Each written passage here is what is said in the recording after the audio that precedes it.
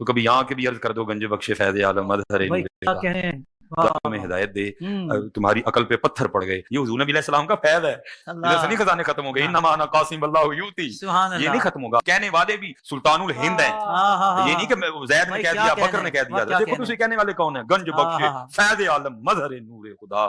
السلام علیکم، کی حال ہے میرے سارے بھن بھراواں دا؟ ٹھیک ہو؟ خوش رہو، شاد رہو تے آباد رہو. اپنی نوی ویڈیو لے کے تہاڈی خدمت دے وچ ایک واری پھر حاضر ہاں. لوگ نا عالماں دے کولوں سن کے کہانیاں تے یقین کرتے، لیکن انہاں نے کتاباں دی حقیقت انجینئر صاحب نے کھول کے ساڈے اگے رکھی، جنہاں نال لکھاں لوگاں دیاں اکھاں کھلیاں، ذہن کھلے، دل کھلے. انہاں نے پتہ چلیا کہ اسلام کی آ تے اے اج تک سانوں کی کراندے آئے. ٹھیک ہے جی، تے اج دی ویڈیو یہ اوپر ہے. اسی یہ ویڈیو پہلے دیکھنے ہاں، پھر آپ ایٹم مزید گل بھی کریں گے. اس تو پہلے تسی کرنا ساڈے چینل کو سبسکرائب، ویڈیو نو شیئر بھی کرنا لازمی کریا کرو. شیئر میں تانوں کہندی ہاں یہ چھوٹا ایک کلک جڑا وا یہ تہاڈے واسطے آخر دے وچ نجات دا باعث بھی بن سکتا وا. ٹھیک ہو گیا جی؟ تے ویڈیو نو لائک بھی کرنا. آؤ ہن ویڈیو ویکھنے ہاں. یہ ہے کہ داتا صاحب کا پاکستان، حضرت خواجہ غریب نواز کا پاکستان آج اس حال پہ کھڑا ہے. کبھی یہ IMF سے مانگنے جا رہا ہے، کبھی یہ کسی سے مانگنے جا رہا ہے. وہ IMF سے جو مانگنے جاتے ہو تو کبھی یہاں کے بھی عرض کر دو گنج بخش فیض عالم مظہر میں ہدایت دے، تمہاری عقل پہ پتھر پڑ گئے. یہ حضور نبی علیہ السلام کا فیض ہے، ادھر سے نہیں خزانے ختم ہو گئے. انما انا قاسم اللہ یوتی، یہ نہیں ختم ہوگا. کہنے والے بھی سلطان الہند ہیں، یہ نہیں کہ زید نے کہہ دیا بکر نے کہہ دیا. دیکھو تسی کہنے والے کون ہیں؟ گنج بخش فیض عالم مظہر نور خدا نا کی سارا پیر کامل. داتا حضور کشف المحجوب میں لکھتے ہیں یہ فکرے ان کی زبان سے تب ادا ہوئے جب اس درخت کے نیچے تھے جس کے اوپر میں چڑھا ہوا تھا. آپ فرماتے خدا کی عزت و عظمت کی قسم، پورا درخت، اس کی ٹہنیاں، اس کا تنا، اس کی جڑیں بھی سونے کی ہو گئی. سارا ہی سونے کا ہو گیا. اب وہ جو ہے نا وہ مٹی اٹھانے کے لیے نیچے ہوا تو نیچے دیکھا تو زمین سونے کی. زمین سونے کی ہے. یہ کیا ہوا؟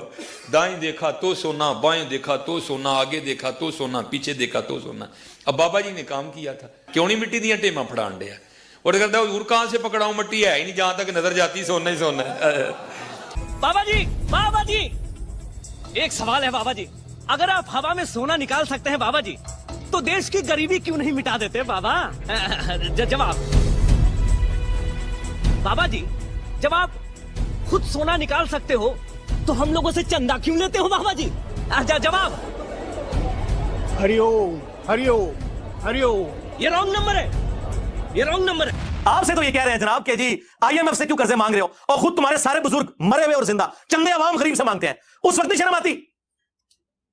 عام بندے بیمار ہوتے ہیں ان کو درباروں میں لے کے جاتے ہو، اور درباروں میں بیٹھے ہوئے بیمار ہوتے ہیں تو انہیں آغا خان اور شفا انٹرنیشنل لے کے جاتے ہو. اس وقت لے جایا کرو نا وہاں پہ اور کہا کرو گنج بخش فیض عالم مظہر نور خدا.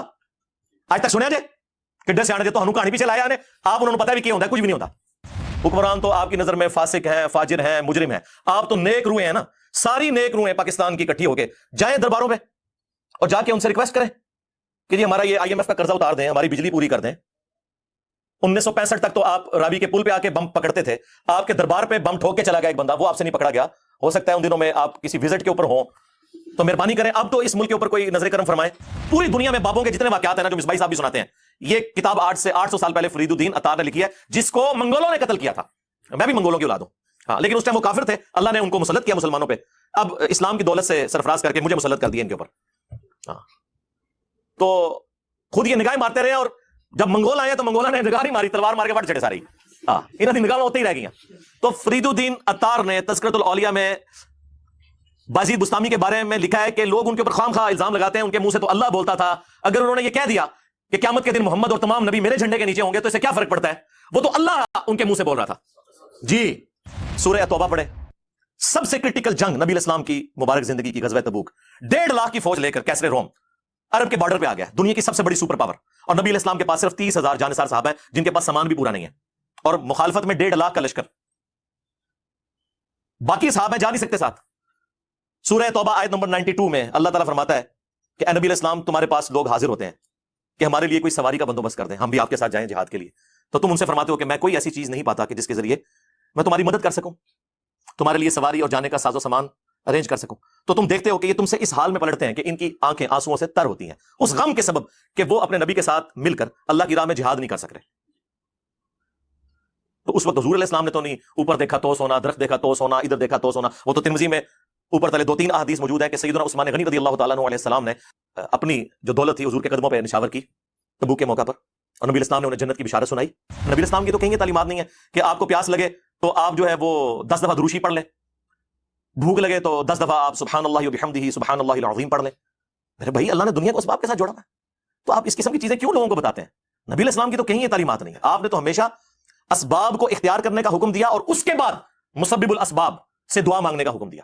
اے ابو ہریرہ، جو چیز تجھے نفع دے اس کے لیے پوری کوشش کرنا، اس کے بعد اللہ سے مدد طلب کرنا، کاہلی نہ کرنا، سستی نہ کرنا.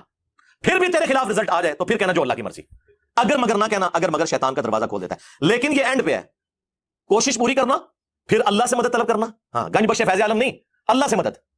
اس کے بعد کاہلی اور سستی نہیں کرنی، کوشش بھی کرنی ہے اور کاہلی اور سستی بھی نہیں کرنی. پھر بھی رزلٹ خلاف آئے پھر کہنا جو اللہ کی مرضی، کہ ٹھیک ہے اللہ تعالیٰ کوئی منظور نہیں تھا، اپنی ایفرٹ تو پوری پوٹ کرنی ہے. الہ مع اللہ، کیا اللہ کے ساتھ کوئی اور الہ بھی ہے جس کی یہ کوالٹیز ہوں؟ قلیلا ما تذکرون، بہت کم ہی تم نصیحت حاصل کرتے ہو. اس آیت کے اندر اللہ تعالیٰ نے کلیئر کٹ حکم فرما دیا کہ جو کوئی شخص اللہ کے سوا کسی سے دعا کرتا ہے گویا کہ اس نے اسے اپنا خدا، الہ اور معبود مان لیا ہوا ہے. بارش کون برساتا ہے؟ اللہ. ڈیوٹی کس کی ہے؟ فرشتوں کی. لیکن ہم فرشتوں سے بارش مانگیں گے کہ آپ کی ڈیوٹی لگی ہوئی ہے جی، کہتے ہیں بزرگوں کی ڈیوٹیاں نے، تو مشرک ہو جائیں گے. بھائی نبی علیہ السلام نے صلاۃ الاستسقاء، بارش کی نماز تعلیم فرمائی ہے. اور جی جو مدد کر رہا ہے مشکل کشا تو ہے نا، تو بھائی سب سے بڑا جو مشکل کشا ہے وہ تو سورج ہے. آپ کا کوئی بابا اتنا بڑا مشکل کشا نہیں ہے. دنیا میں موسم سورج کی وجہ سے تبدیل ہوتے ہیں، دنیا میں ہوائیں سورج کی وجہ سے چلتی ہیں، دنیا میں بارشیں سورج کی وجہ سے ہوتی ہیں. سمندروں کا پانی وائبریٹ ہو کر گلیشیئرز کی فارم میں سٹور ہوتا ہے، وہاں سے پگھل کے زمین کے اوپر اور نیچے دریا چلتے ہیں، بارشیں ہوتی ہیں. آپ کی گندم، ہر طرح کی جو فصلیں ہیں سورج کی وجہ سے وہ پکتی ہیں. تو کیا ہم کہیں گے المدد یا سورج ذرا آپ بادلوں سے باہر تشریف لے آئیے کہ سردی کا موسم قریب آ رہا ہے، اور بادلوں میں چھپ جائیے کہ گرمی کا موسم قریب آ رہا ہے؟ ہاں بھائی یہ نہیں، آپ فرشتوں کو بھی نہیں کہہ سکتے کہ فرشتوں یہ پیغام دے دو، نہیں. آپ کہیں گے اللہم صلی علی محمد وعلی آل محمد. اور ہمارے نبی علیہ السلام کو اللہ تعالیٰ قرآن میں فرما رہا ہے وَإِذَا سَأَلَكَ عِبَادِي عَنِّي فَإِنِّي قَرِيبٌ. اے نبی جب کبھی بھی میرے بندے آپ سے میرے بارے میں پوچھیں تو فرماؤ میں تمہارے بالکل قریب ہوں. اجیب الدعوۃ الداعی اذا دعان، ہر پکارنے والے کی پکار کو سنتا ہوں جب وہ مجھے پکارے. فَلْيَسْتَجِيبُوا لِي وَلْيُؤْمِنُوا بِي لَعَلَّهُمْ يَرْشُدُونَ. لیکن انہیں بھی چاہیے کہ میرا حکم مانیں، مجھ پر ایمان لائیں جیسا کہ ایمان لانے کا حق ہے، پھر وہ رشد و ہدایت پا جائیں گے. یہ ون وے ٹریفک نہیں ہوگی. ادعونی استجب لکم، اے میرے بندوں مجھ سے مانگو میں قبول کرنے والا ہوں. ان الذین یستکبرون عن عبادتی، بے شک جو لوگ میری عبادت سے تکبر کرتے ہیں. اچھا بات ہوئی دعا کی اور ذکر آ گیا عبادت، کیونکہ دعا ہی تو عبادت ہے جی. ابو داؤد ترمذی سنن نسائی میں حدیث ہے الدعاء هو العبادہ، دعا ہی تو عبادت ہے. اور پھر حضور نے یہی آیت سورۃ المؤمن کی آیت نمبر 60 جسے سورہ الغافر بھی کہتے ہیں وہ تلاوت کی. ادعونی استجب لکم، اے میرے بندوں مجھ سے مانگو میں تمہاری دعا قبول کروں گا. ان الذین یستکبرون عن عبادتی، بے شک جو لوگ میری عبادت سے مجھ سے مانگنے سے تکبر کرتے ہیں میں ان قریب انہیں ذلیل و خوار کر کے جہنم میں داخل کروں گا. والعیاذ باللہ تعالی. اللہم لا تجعلنا منہم اللہم اجرنا من النار. ہمارا رب وہ ہے کہ اس سے نہ مانگا جائے تو وہ ناراض ہوتا ہے. دنیا کے بادشاہوں سے آپ مانگیں تو وہ ناراض ہوتے ہیں، اور ہمارا رب وہ ہے کہ اس سے نہ مانگا جائے تو وہ ناراض ہوتا ہے. اور یہ آپ کو بابوں کے پیچھے لگا رہے ہیں بجائے قرآن کی تعلیمات پر عمل کرنے کے. یہ اسماء اعظم ہے، حسبنا اللہ ونعم الوکیل، یا حی یا قیوم برحمتک استغیث، لا الہ الا انت سبحانک انی کنت من الظالمین، اور لا حول ولا قوۃ الا باللہ. یہ ہیں اسماء اعظم جن کے ذریعے آپ نے اللہ کی طرف متوجہ ہونا ہے. گنج بخش فیض عالم مظہر نور خدا ایک اتنے نہیں، ایک کسی آیت نہیں، کسی حدیث نہیں. یہ حدیث بخاری مسلم دونوں میں موجود ہے. نبی علیہ السلام نے فرمایا اللہ تعالیٰ جس کے ساتھ بھلائی کا ارادہ فرماتا ہے اسے دین کی فقہ، سمجھ بوجھ، ٹرو انڈرسٹینڈنگ عطا فرما دیتا ہے. اور اللہ دیتا ہے، میں تو صرف تقسیم کرتا ہوں. کیا چیز؟ دین کا علم، دین کی تعلیمات وہ اللہ دیتا ہے، میں تقسیم کرتا ہوں. اس میں رزق کا کہاں پہ ذکر ہے؟ اس پہ تو امام بخاری نے باب باندھا ہے باقاعدہ کہ اللہ تعالیٰ جس کے ساتھ بھلائی کا ارادہ فرماتا ہے اسے دین کی فقہ عطا فرماتا ہے. تو ظاہر ہے دین تو رسول اللہ سے ہی سیکھیں گے نا. جی تے ਤੁਸੀਂ ਵੀਡੀਓ ਵੇਖੀ ਵੀ ਤੇ ਸੁਣੀ ਵੀ, ਇੰਜੀਨੀਅਰ ਸਾਹਿਬ ਕੋ ਤੁਸੀਂ ਇਹਦਾ ਹਕੀਕਤ ਵੀ ਸੁਣੀ.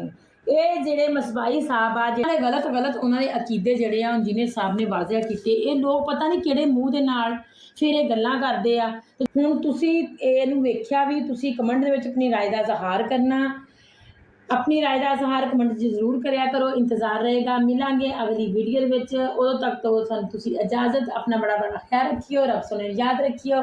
अस्सलाम वालेकुम.